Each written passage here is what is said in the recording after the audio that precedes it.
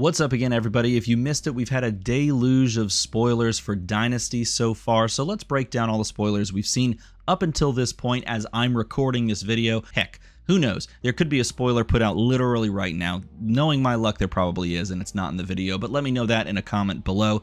Let's break these down and see if any of them are going to cut their way into the top meta. And before we start, I do want to say go and support all the content creators that have released these. I will tell you each one as I remember them by name as we get to their card, starting with the Tall Timmy and his spoiler of Merciless Battle Axe. It is a warrior weapon axe, two-handed. It attacks for 3, and then it says once per turn action, pay 3 to attack, which is expensive. But it says whenever Merciless Battle Axe attacks, if it has attack greater than twice its base, then the attack gains overpower. Now, overpower is a new keyword that basically means this can't be defended by more than one action card, period, end of story.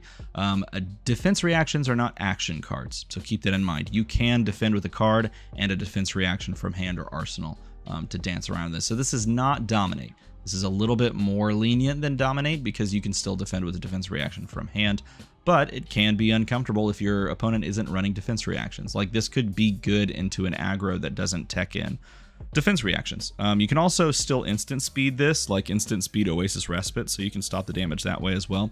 The big thing that I'm looking at and what a lot of people are looking at right now is that in general, this overall needs to be buffed prior to the attack, and it needs to be buffed by 4.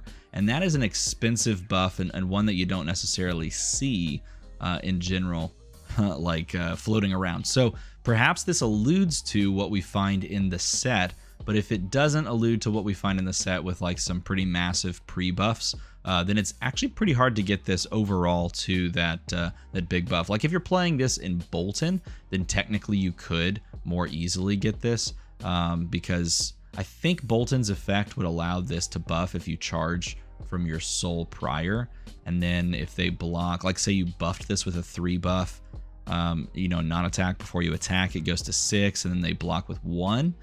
But I think they declare all blocks at the same time, so I don't think that even works. Yeah, so it's really tough to get to 7, and because it's tough to get to 7 currently, you need to kind of windmill slam down a lot of different cards, and you need a blue pitch to cover the cost of this. Right now, I'm not seeing it. Right now, I'm not seeing very much power in this, but that isn't to say that it isn't going to be powerful if there are support cards in the set. And that's, I think, one of the big things that we have to take away. And right now we have an incomplete picture, and so this picture could come into play a little bit more easily. And do keep in mind, this now enables you to play like Spill Blood and Shatter, which are both cool cards. Hanabi Blaster and I think it's Powder Keg after this were both spoiled by my good friend Matt DeMarco, aka Flake, aka Watch Flake, aka Sauce King of Cincinnati. That's kind of like he's kind of like a Ferris Bueller-esque character. Anyway, once per turn action, remove 2 steam counters from Hanabi Blaster and attack. Now it attacks for 5, and keep in mind this is your weapon in Mechanologist. It attacks for 5. If you build up 2 steam counters, you can remove 2 of them and then attack with this. And it has overpower. And it says this can't be defended by more than 1 action card. So the overpower here is pretty interesting as well. The big thing is how you actually get counters on this. The 3rd time you play a card with boost each turn, put a steam counter on Hanabi Blaster. And that's where things get a little interesting, because you are having to fully commit to the boost package to play Hanabi Blaster. But if you do commit to it and you succeed in charging this up, you'd have to do it 2 turns in a row or 2 turns across the game. You get a free 5 attack that can only be defended by 1 attack at the end of the chain, essentially. And I do think that is worth it. And I do think overall, it's, unless you're playing into Disruption like Icelander, you can consistently plan out your turns to have 2 turns in a row of boost, boost, boost, set a counter, boost, boost, boost, and then Hanabi Blaster for an extra 5. So if you're fully committing to this like boost package and like super aggro, this card seems pretty easy to meet the requirement of. It's where you run into disruption that this stops being as effective, and that's the beauty of a sideboard in Classic Constructed. Now, Powder Keg costs nothing. It is an item. It blocks for nothing. It pitches blue, which is great, and it says whenever a Mechanologist gun you control hits, you can destroy Powder Keg and a defending equipment.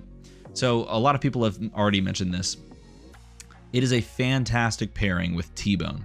If you go T-Bone, T-Bone, like let's say Powder Keg is out, T-Bone, T-Bone, and then Pistol.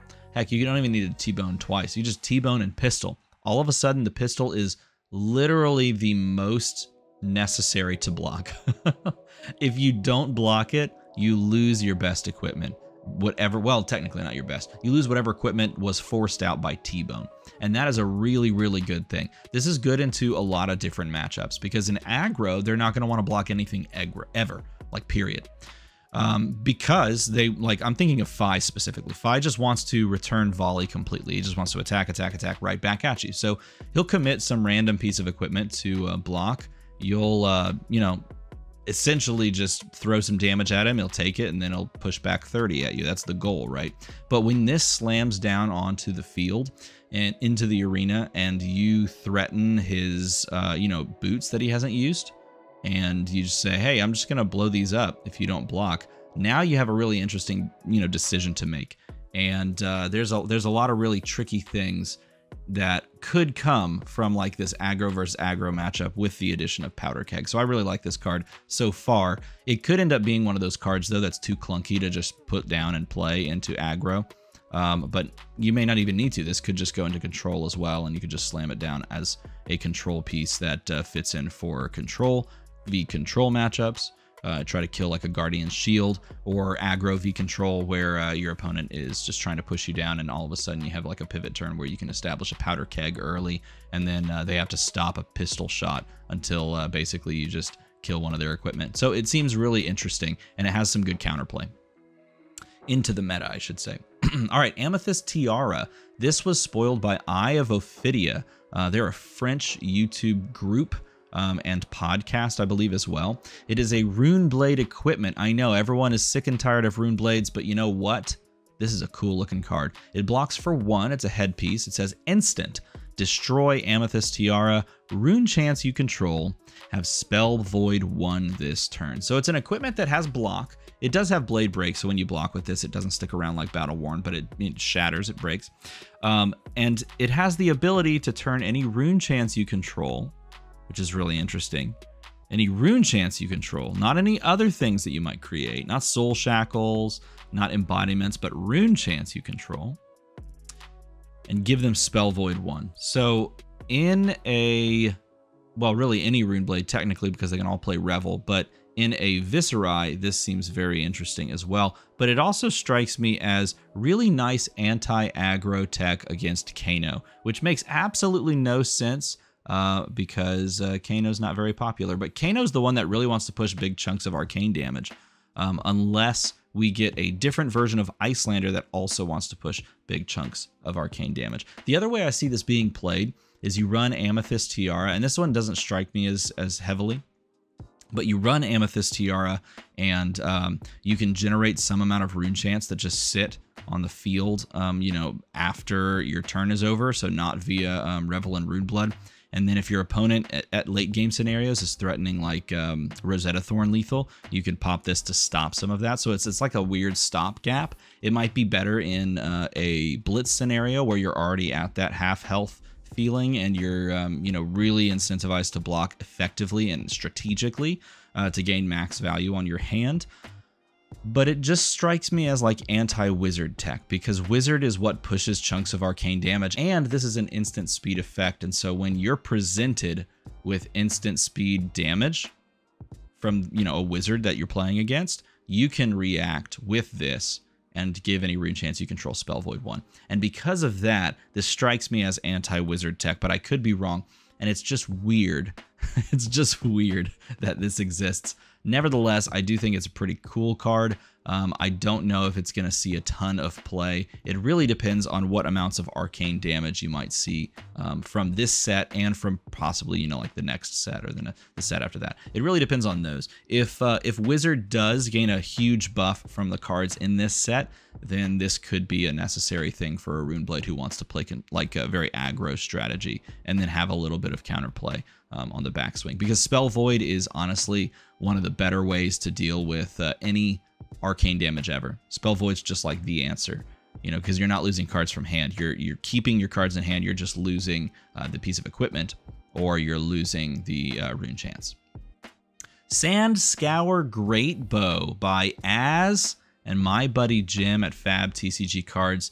The Azalea Cult brings us Sanskour Great Bow. Once per turn action, pay 1. Look at the top card of your deck. You can put an arrow from your hand or the top of your deck face up into your arsenal. So it's not quite Opt, but it's kind of like Opt. Go again. Whenever an arrow is put face up in arsenal from your deck, put an aim counter on it.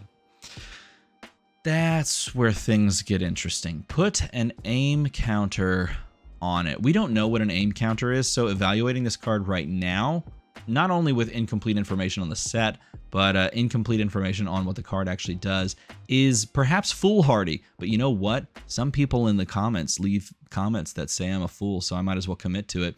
Once per turn action, pay 1. Look at the top of the deck. You don't get to swap it around like Opt. So it's not an Opt. It's technically you just look at the top of the deck. So you could Azalea immediately. You could also, if you see something that you don't like on the top of your deck, you can just use the hand as a failsafe, because now you can just load, you know, an arrow from your hand, which is cool. But I do want to say you don't get the aim counter unless you know, the arrow comes from the top of the deck, and that is perhaps a big deal. What could an aim counter be? It could be the general consensus right now is that an aim counter possibly could be like can't be defended with equipment. Because, you know, like if you're aiming extra, then you find the spots between the armor that you can strike and hit. And so equipment would be ineffective anyway. I like that. I'm going to go with that. If that's the case, that's pretty cool. It's just another way for your opponent to struggle to deal with it.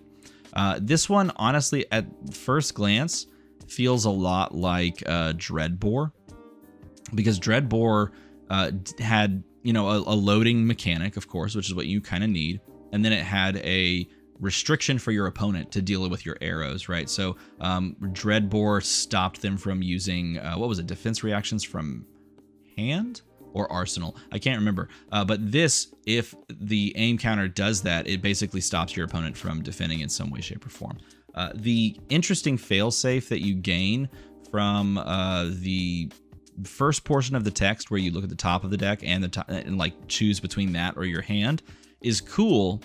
I'm not sure it's actually that much better than Death Dealer, though, because Death Dealer, you loaded from your hand and you drew a card off of it. I'm not sure if a card... I would probably posit to say that a card is probably better than the failsafe. So I'm not sure where this stands, but I could be wrong on this. I would probably say Death Dealer might actually just have more beneficial of an effect, but I think the aim counter may push it over the top. So when we see what aim counters are, that's where things can get interesting. All right, we've got 3 cards here. Let's start with the Seasoned Savior, which is that center. It is a legendary, which is really cool. Legendary shield that looks absolutely incredible. It says, Guardian equipment offhand blocks for 3, but when you equip Seasoned Savior, put 2 -1 block counters on it. So technically, it blocks for 1. And then it's got Battle Worn. So once you block with it the first time, that last counter goes and it blocks for 0 from there, so you can't actually block with it. But, what if you could remove those block counters? We already had Nerves of Steel that allowed you to remove block counters, but no one ever played it because it was unnecessary, because you just won the game instead of blocking people out. But now we have Reinforce Steel, which says pay 2. Guardian action, blocks 3. Remove a -1 counter from a Guardian offhand you control with 3 or less base defense. So all of a sudden, if you want to, you can pay 2, and all of a sudden the Seasoned Savior can block for 2, and then block for 1, and then it will be expended. If you played Reinforced Steel and Reinforced Steel, then the Seasoned Savior can block for 3, and then block for 2, and then block for 1. Is it worth it to have 6 block that you essentially pay 4 and 2 cards during the game and both in your deck for? Probably not, but it depends, because maybe you build just a hard control deck, kind of like an Oldhim. If Oldhim sticks around long enough, maybe you build that hard control deck that just focuses on gaining value out of equipment and blocks, and then just takes the game really long, and then wins in fatigue, where your opponent just expends everything, and all of a sudden you have a deck, and then you come across, with your own attacks. So it could be a scenario wherein Reinforced Steel actually makes some sense, and Season Savior just gets tons of block value over the game. But seeing as you can probably only run 3 red Reinforced Steels, then you're only ever getting what? What's the max? You go 3, and then you push it up to 3 with 2 of them, and then you block once for 3, and then you Reinforce Steel again, and then you can go 3 again, so 6, and then 3 over the time. So 9. You can block for 9 with Season Savior, which is pretty crazy for a free piece of equipment. But it's a lot of resources expended at the right times with Reinforced Steel. It seems okay. I don't think necessarily that Reinforced Steel will jump out and become something that you immediately play. But I do think that if you wanted to build around like a Season Savior Reinforced Steel deck, that it's available for you to gain some value with. And there's heroes like Oldhim that can just go and play hard control. So if that's the case, then you have some options. I don't think people are going to necessarily immediately go for that, but you could. You definitely could. And you can get this thing in the Marvel, which is incredible looking. And finally, for right now, we have Sap. Sap is a wizard action. This is the promo version that Team Covenant. By the way, these are both from Team Covenant. I should have said that. Team Covenant had a great stream. They have great streams on Flesh and Blood, and they spoiled these cards yesterday. Sap here is their promo card. So if you buy from Team Covenant, you can get this art on Sap, which is pretty cool looking. The wizard is basically about to be stuck with a lance, and instead he's using the power of Aether to bend the lance, which is pretty cool. Unfortunately, the card is not good in my opinion, unless I'm wrong, and that's always the case. But looking at what Sap is the same thing as Zap, and it's the same thing. It's actually a worse Aether Dart, because this only targets a hero, and it does the exact same stat line. It is a deal 3 arcane damage for 0. It is a deal 1 arcane damage for 0 on blue. So the red is 3, the yellow is 2, the blue is 1. It does block 3. And Surge. Now we have to talk about the keyword Surge. Surge is a new keyword from this set. It would appear for Wizard. It says if this deals more than X damage to a hero, X being what it says on the card. So for example, Red Sap says deal 3 arcane damage. So its Surge effect says if this deals more than 3 damage to a hero, you can remove an energy counter from a permanent they control. So this would be like removing a tunic counter, which would be pretty good. Like if they haven't paid the resource, I feel like they can always respond with that, right? Do you put energy counters on to build up to it? I think that's what they call it. So if they have like 2 energy counters and they're not to the 3 yet, then you can remove 1 and they tick back down. So the effect of like taxing your opponent is kind of cool, especially if we get more things that gain energy counters. Right now there aren't as many, but the one that is very impactful is Fiendal's Spring Tunic. That is a huge one. Unfortunately, in order to trigger this effect, you can't just play the card and have your opponent not block it. If it were that, if it said if this deals 3 damage to the hero, then that would be super cool. It would be effective. In order for this effect ever to trigger, not only does this have to be fully taken by your opponent, but it has to be buffed by something. So like you have to Aether Flare this, and then Aether Flare hits, and then this hits for more. Okay, so the only scenario where that actually happens is when your opponent is fully committed to not pitching to stop any damage, right? This has to be Aether Wildfired. And at that point, if you're Aether Wildfiring, you're trying to win the game, because Aether Wildfire is an end game play, right? You could technically just present this as value, like you play anything that allows you, or you maybe Kano off the top and then play this, but you always have to Crucible it if you want to, like have the Surge effect trigger. So really this becomes more of like a tricky timing card and a tricky timing keyword, where your opponent's not expecting like a Sap or maybe they've expended all of their resources already, and then you crucible and then sap something, and then they take said damage. The one that is most impactful to me seems like the blue one, because the blue one's surge effect says if this deals more than 1 damage, and so crucible sap there, paying 1 resource at the end of your opponent's turn, and they have to decide, okay, do I want to lose a card from hand that I was going to arsenal, or do I want to lose you know, the energy counter on my tunic that's about to tick to 3 next turn? That's the decision point. That strikes me more than like red sap, where your opponent's probably incentivized to stop more arcane damage, and so they were going to do it anyway. And if they stop even 1 point, if they have like 1 floating resource, and you've buffed sap with like crucible, well then the surge effect doesn't trigger and it's just damage. So to me, this is like a weird lesser than card compared to Aether Dart, which we just got in Uprising. But if there's other ways to buff arcane in this set, then all of a sudden Surge becomes a lot more interesting, because as of right now, it's literally just a handful of cards that your opponent's already sort of incentivized to stop anyway, and so Sap becomes a very similar thing. And plus, the idea that you're using Aether Wildfire and then playing Sap just is so silly to me, because yeah, you only play Aether Wildfire to win the game, basically. So, like, I guess you could play, like, a tempo Aether Wildfire in the middle of the game if you find it off the top as Kano, and then, like, find a Sap after that, then you get some value. But, like, the point of the card is to just win the game. And so Sap doesn't necessarily provide any extra benefit there. And so this card definitely feels like more of, like, a try to get you card.